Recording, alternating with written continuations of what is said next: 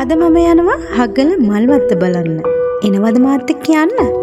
ඉතින් ඔයාලා මාත් එක්ක ආවොත් ඔයාලට පුළුවන් මේ මුළු මල්වත්තම බලන්න. ඉතින් ඔයාලා මේ මල්වත්තට ගියේ නැති වුණාට මේ මල්වත්ත ගිහින් ඔයා බලලා ආවා වගේ හැඟීමක් මේ වීඩියෝ එක බලලා ඉවර වෙනකොට ඔයාලට දැනේ. එහෙනම් යමුද? ඔයාලට කියන්න අමතක වුණානේ. ඔයාලා දන්නවද ඉස්සර මේ මල්වත්තට එද්දී පිට වෙන්නයි ඇතුල් වෙන්නයි දෙකටම තිබුණේ එකම දොරටුවක්නේ. ඉතින් අපි ඉස්සර ඇතුල් වෙච්ච දොරටුව දැන් පිටවීමේ දොරටුවක් විදිහට තමයි මෙයාලා පාවිච්චි කරන්නේ. ඊට මීටර් 50ක් පහළට ගියාම තමයි ඔයාලට බලන්න පුළුවන් මේකේ ඇතුල් වීමේ දොරටුව. නුවරඑළිය බතුල්ල ප්‍රධාන පාරේ කිලෝමීටර් 16ක් පමණ දුරින් තමයි පිහිටලා තියෙන්නේ. ඉතින් මේ උද්‍යානය මුහුදු මට්ටමේ සිට අඩි 5400ක් පමණ ඉහළින් තමයි පිහිටලා තියෙන්නේ. ඔයාලා අහලා තියෙනවනේ රාමායනේ කතාව. ඉතින් රාවණා රජු සීතා දේවිය පැහැරගෙන ඇවිල්ලා හංගගෙන ඉඳලා තියෙන්නේ සීතා එළියේ. ඒ වෙනුවෙන් සීවටනයක් විදිහට සීතා අම්මන් කෝවිල කියලා මේ ළඟම මේ කෝවිලත් ඉදි කරලා තියෙනවා. ඉතින් ඔයාලා මේ මල්වත්ත බලලා යන අතරතුරදී ඒ කෝවිල හම්බ වුණොත් ගිහින් බලන්න. ඔන්න ඉතින් මට මල්වත්තේදී හම්බුණා අපූර්ව යාළුවෙක්. පේනව නේද? එයාට මං ඉන්නවා කියලා ගානක්වත් නැහැ. එයා හොඳටම මල් පැනිවනවා. පේනවනේ?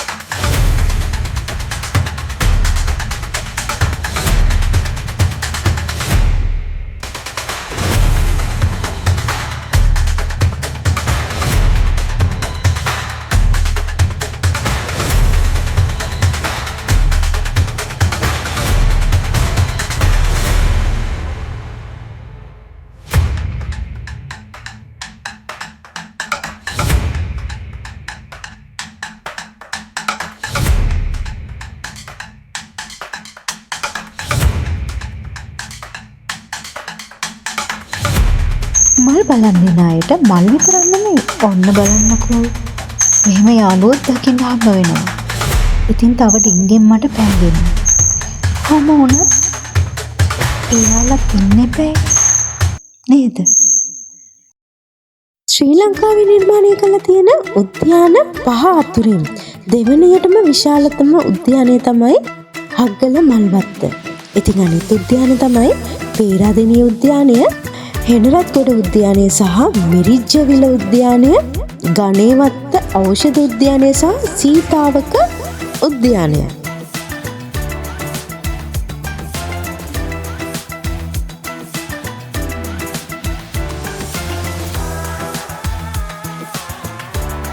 මේ උද්‍යානය නඩත්තු කරන්නේ ශ්‍රී ලංකා කෘෂිකර්ම දෙපාර්තමේන්තුවෙන්.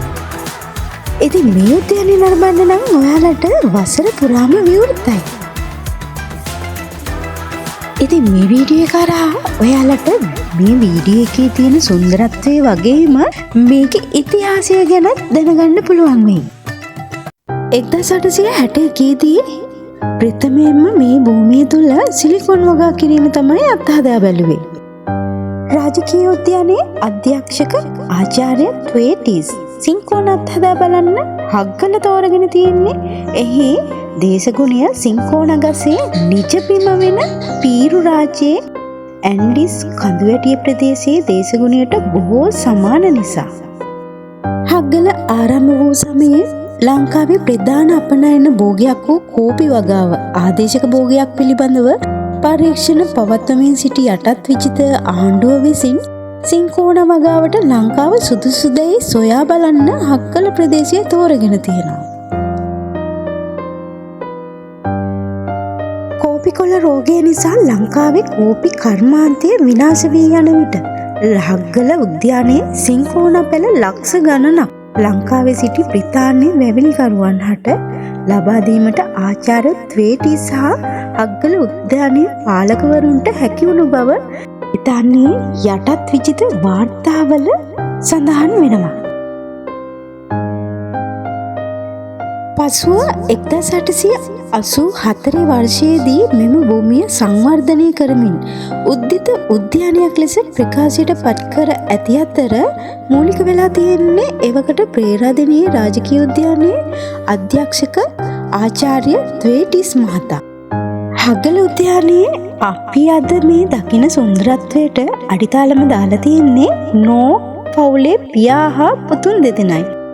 1882 සිට 1940 දක්වා නෝක් පවුලේ පරම්පරා 3ක්ම වසර 58ක්ම පාලනය කරමින් ඒ ඉතාමත් දියුණුවට පත් කරලා තියෙනවා.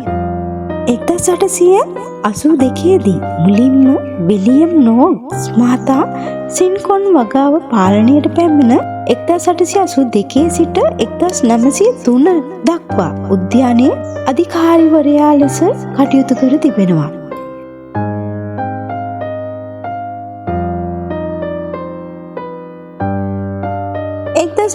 තුනේදී ඔහු විශ්‍රාම ගනු ලැබුවේ සිය පුතු වන ජේ.කේ නෝක් වෙත එම කටයුතු භාර කරමින්. ජේ.කේ නෝක් 1903 සිට 1909 දක්වා වසර 6ක් මේ උද්‍යානයේ භාරකරු ලෙස කටයුතු කර තිබෙනවා. රත්තරන් නිමාඩුව සඳහා බ්‍රිතාන්‍යයට යන අතරතුරදී නෞකාව බූඳපත් වී මිය ගියේ 1909 දෙසැම්බර් 13 වෙනිදා. ඔන්න මල් එක්කම සත්තු බලන්න ඔයාලට මේ හග්ගල මල්වත්තට ආවත් පුළුවන්. පරිස්සමට අඩිය තියන්න. මේ කතාවේ අයිතිකාරයෝද දන්නෙත් නෑනේ. හරි අපි ඊළඟට මේ කතාවට පිච්ච දේ මොකක්ද කියලා බලමුකෝ. ඊට පස්සේ ඔහුගේ සොයුරෙක් වන ජේ.ජේ නෝක් මේ උද්‍යානයේ තනතුරු බාරගෙන තියෙනවා. ජේ.ජේ නෝක් 1909 ඉඳලා 1940 දක්වා වසර 31ක කාලයක් හග්ගල රමණීය උද්‍යානයක් බවට පරිවර්තනය කරන්නට කැප වුණා කියලා සඳහන් වෙනවා. ඉතින් මේ මල්වත්තේ තියෙන මේ සුන්දරත්වය පොඩ්ඩක් නරඹලා ඉන්නකෝ. දැන් ඉතින් ඔයාලා දිග කතාවක් ඇහුවනේ. දැන් අපි මල් බලමු.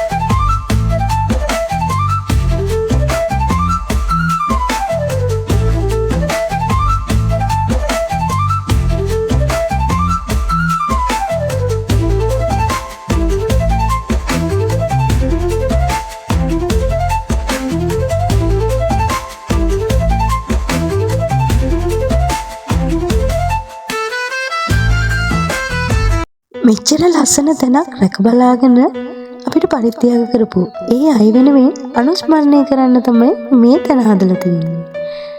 ඉතින් නෝක් පවුලේ සිහිවටනයක් විදිහට තමයි මේක දායාද කරලා තියෙන්නේ.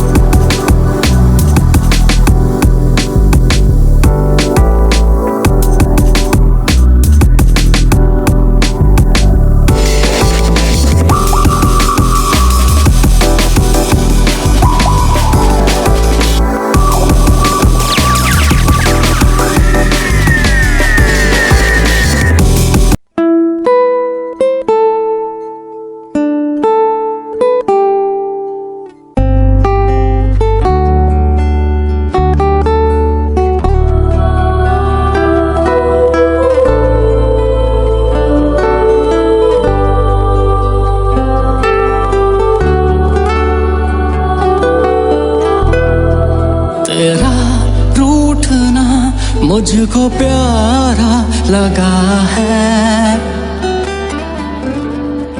तेरा रूठना मुझको प्यारा लगा है, मोहब्बत का ये भी इशारा लगा है, ये जाने है दिल, ये जाने है दिल, ये जाने है दिल, जो है ख्वाहिश तुम्हारी हंसी लग रही है, ये साजिश तुम्हारी। ओ हो हो, ओ हो हो, ओ हो हो, ओ हो हो,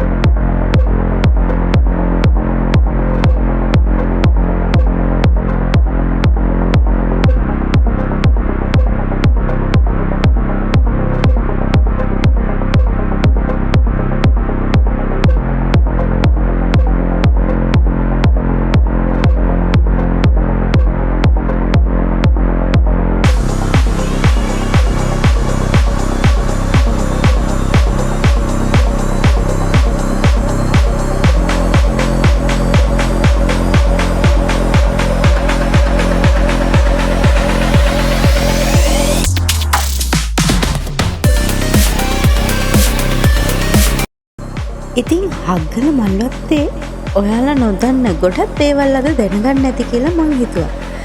එහෙනම් ඉතින් නැවතත් මේ වගේ වීඩියෝ එකකින් ඔයාලා හමුවට එනකල් මම ගිහින් එන්නම්.